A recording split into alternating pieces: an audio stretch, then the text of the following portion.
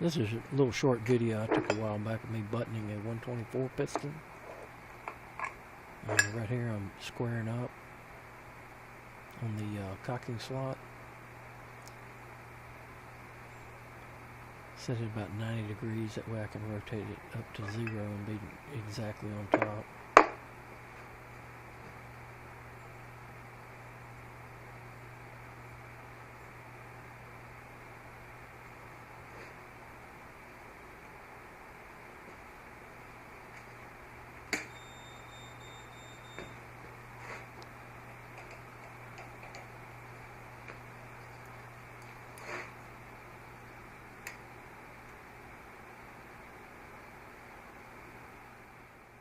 Okay, right here what I'm doing is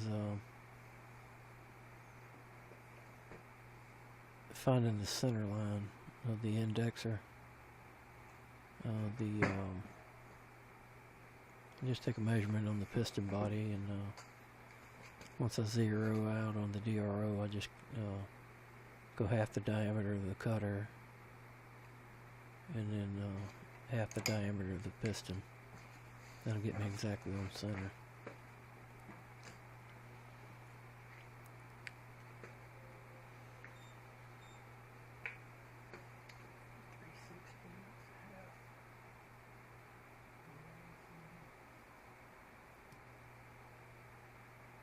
This is a fairly early 124 piston.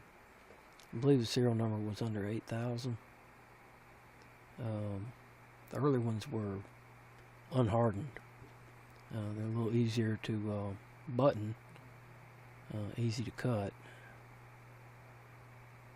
but they did have a tendency to gall in the upper receiver on ones that the lubrication had dried out, or any contaminants got in them, you know, dust, dirt.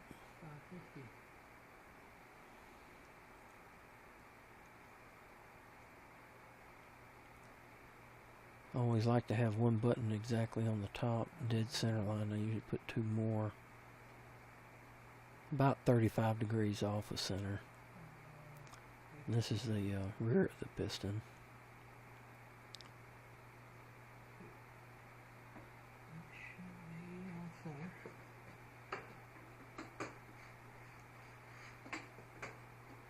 Yeah, I'm just centering it up 4.5 right here.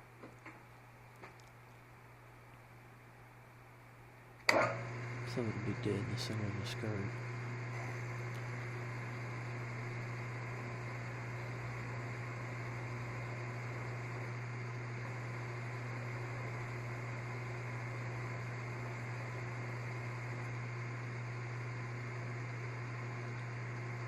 I got this indexer wound back, it's new, and it is just really, really tight. It's hard to turn. It makes it extremely rigid.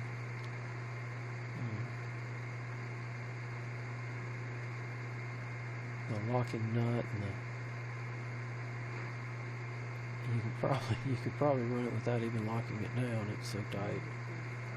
But it's probably gonna break in. It's probably gonna take a while. Thought about honing the idea of the body to make it a little bit looser, but I just as soon leave it tight like it is.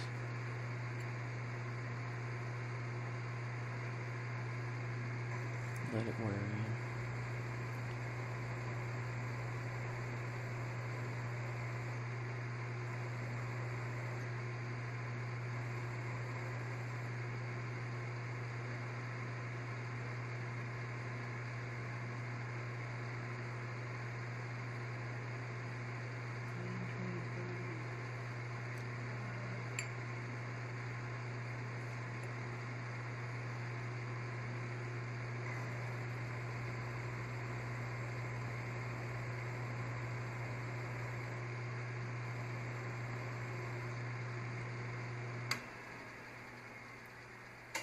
Used to be pretty particular about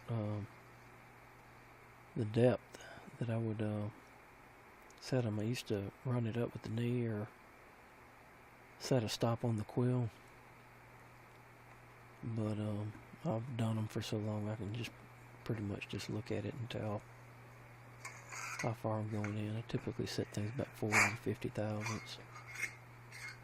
Anyway, I'm swapping the piston around right here.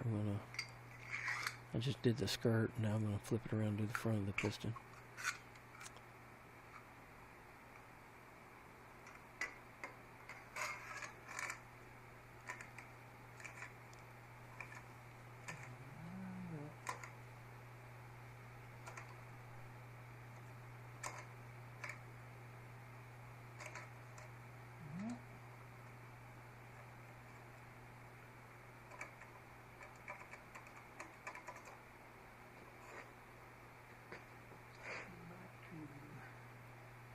Until I started shooting these videos, I never realized how much I muttered to myself in the shop.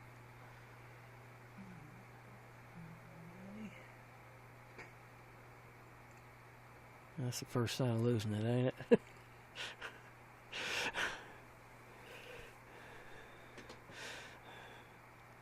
I'm doing again, same thing again, running at about 90 degrees and use my square to level it off.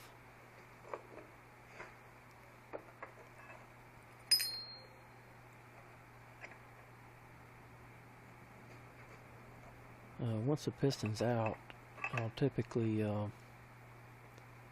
button it with Delrin. I've tried other stuff. I've tried different grades of nylon, Nylotron, nylon 66,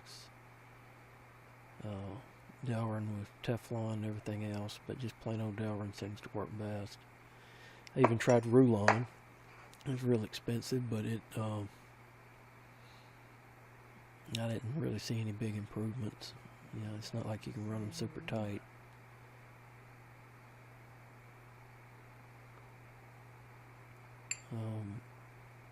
I typically, when I'm done buttoning this piston, I'll press the buttons in on the arbor press, and then I've got slip rings I slip over the piston to check the size when I'm turning the buttons to size on the lathe. But all the final fitting is done on the actual receiver that it's going into. I hone the receivers before I do any final fitting, because they typically have a tight spot right in the very back of the receiver, and if you fit the buttons to clear that tight spot, it'll just kind of free fall. But once you hone the entire length, it allows you to get a good fit all the way down to the bottom of the tube.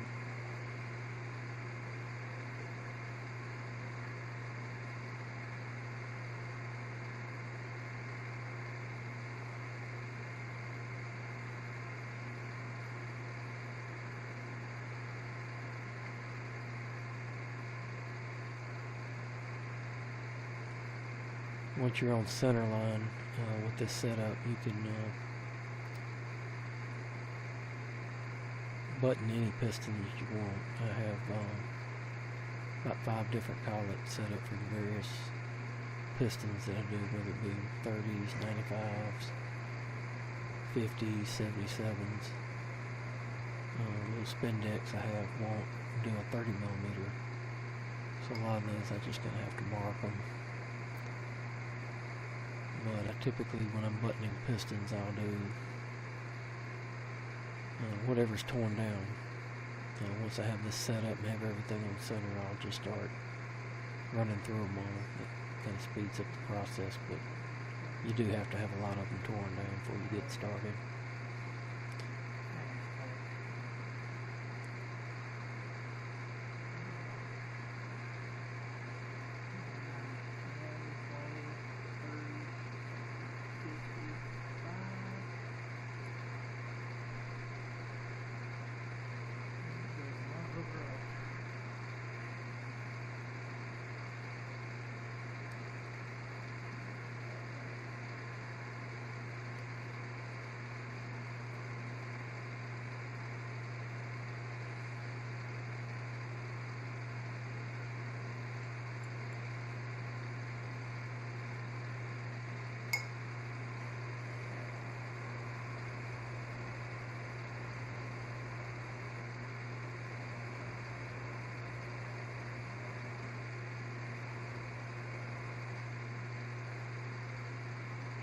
Anyway, appreciate you guys watching.